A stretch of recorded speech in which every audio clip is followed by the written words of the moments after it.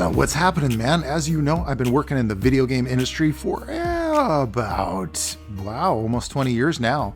And I get questions, and one of the questions that came in that I thought would be the perfect question, the absolute perfect question for this week, comes from Valentina Graziuso. And Valentina wants to know about art tests. Apparently, Valentina's done several, and with no luck. What's going on? When do companies ask an artist to do a test? How should that be handled? Should you get paid for tests?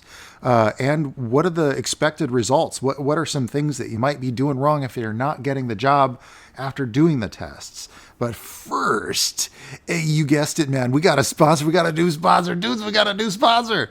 What if I were to tell you that sponsor is me? That's right. Yes, I do a lot of tutorials specifically about, concept art working in video games.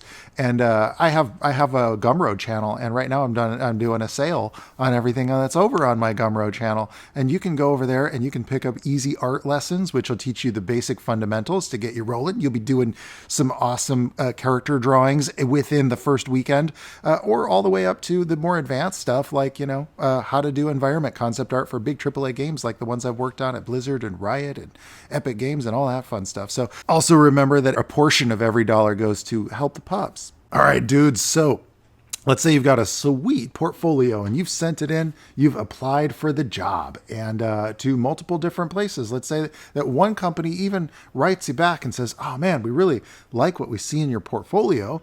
And we'd love for you to do an art test. Now, for those of you who don't know what this usually means, it usually means that they saw something in your portfolio that they thought you might be a good fit, and we're going to give you a shot to show us that you've got what it takes. And so this is your big moment. This is Eminem going up on stage with the mom spaghetti thing. You got to lose yourself in the pixels, man. You got to lose yourself in the art test, because this is your moment to shine. And this is the test of all that you've been working your ass off for the last however many years. This is the moment where you actually got a chance to walk through the door. They've noticed you. Your number came up. You're going to have to obsess over every word of the instructions. You're going to have those bullet points of every item that they've asked for in that test represented in your final concept. You're going to have to apply all of that experience that you've developed under all the training that you've gone through, of all the tutorials that you've gone through. You're going to have to pull out every trick you got to make this thing sing, man. And you got to remember that there are probably 5 to 10 other people that they are getting a test right now too. And right now they are busting their ass on the same challenge that you are. And you got to show them what's up. You got to show them that you're the pick. And that means going above and beyond in a very short period of time. You do not ever wait a week. You do not ever email back with a massive list of questions, maybe one or two, if that's a relevant thing. If it's like, well, I don't understand what this sentence means. Or what are the final dimensions that you need this in? Questions like that are okay. But if you start going into some big list that sounds like you're procrastinating, or you don't want to do it, or if you imply that you're going to be somebody who needs somebody else to teach them or hold their hand through the process, you're not going to get that job. Do not ever take longer than their allotted amount of time. They will usually tell you how much time you have to do a test. Also, never take as much time as they give you. Always turn it in early with more than what they've asked for. Also, do not just send them a bunch of sketches and say, hey, what do you think of this? They're expecting you. Usually it's an HR department. They're not the art department that's giving you the test. Although the HR department, if it passes their standards, they will pass it on to the art team. But you don't get to send in some rough sketches and then get feedback during your test. That's not how that works. Now, in the game development process, usually you would turn in your rough sketches and then get feedback. But when you're doing a test, they don't want that. They want to see how much you can carry on your own, because that's also where they're deciding where to place you, whether you're going to be an associate level, whether you're going to be a regular, or whether you're going to be a senior. And I've even seen people get hired directly in as a lead based on their art test when they were just applying for a regular role. And part of that also has to do with the interview process, but I'm not going to talk about that in this video. You need to show self-reliance. You need to show adaptability. You need to show that you get the art style of their game. You need to show that you get the architectural style. If it's an environment concept role or if it's a 3D modeling role, you need to show that you understand their material pipeline. You're going to need to show that you understand how to get the look and style of everything that it is that they make already in the game that you are getting tested for. Big common mistakes that some artists will make during the test. They'll think that they know better than the company that's hiring them. This one's always funny to me. You'll get a kid who's right out of college, out of art school, and he knows and he's so certain that he can paint better than the company that he's applying to, and that a more realistic art style would be a better choice for them. So he decides that he's going to show them how they can make their game better by doing a totally different art style than what their game already is. Common mistake. You don't want to do that, man. You want to match exactly what it is that they do, but contribute a lot of creative energy into it. So for example, if you're getting tested on a He-Man game that's like based on the He-Man animated show, you got to make your stuff look like the He-Man animated show. You do not come in with some fully rendered high-res thing. If that's not what their game looks like, don't do it that way.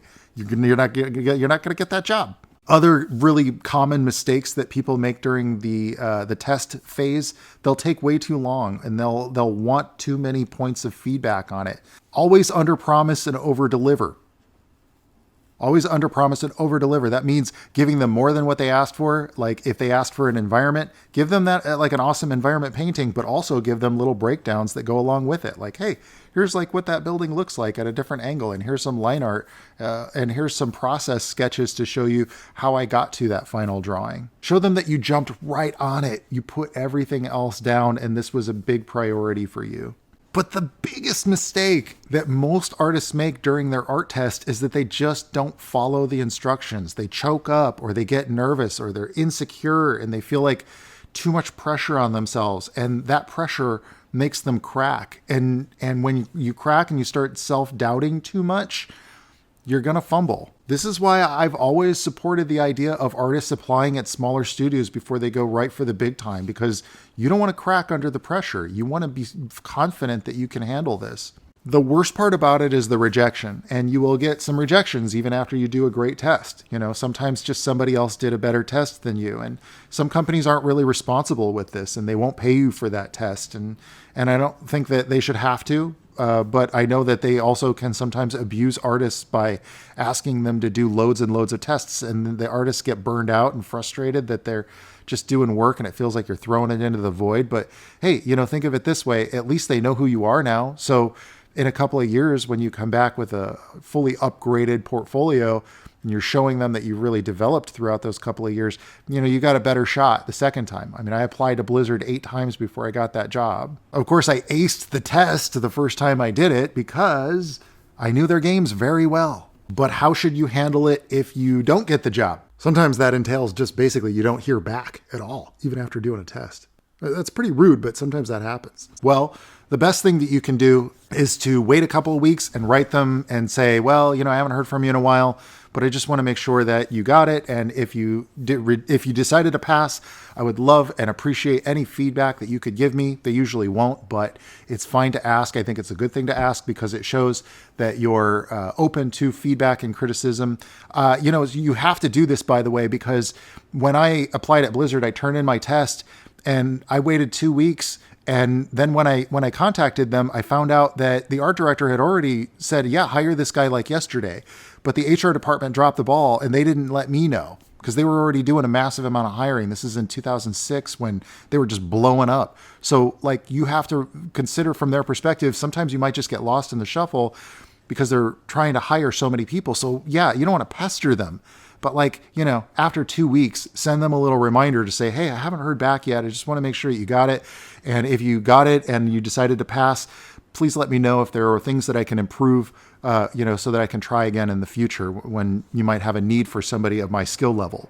I mean, having a rapport with an HR manager or an HR representative at the company you want to work for is massive. You've got a direct email.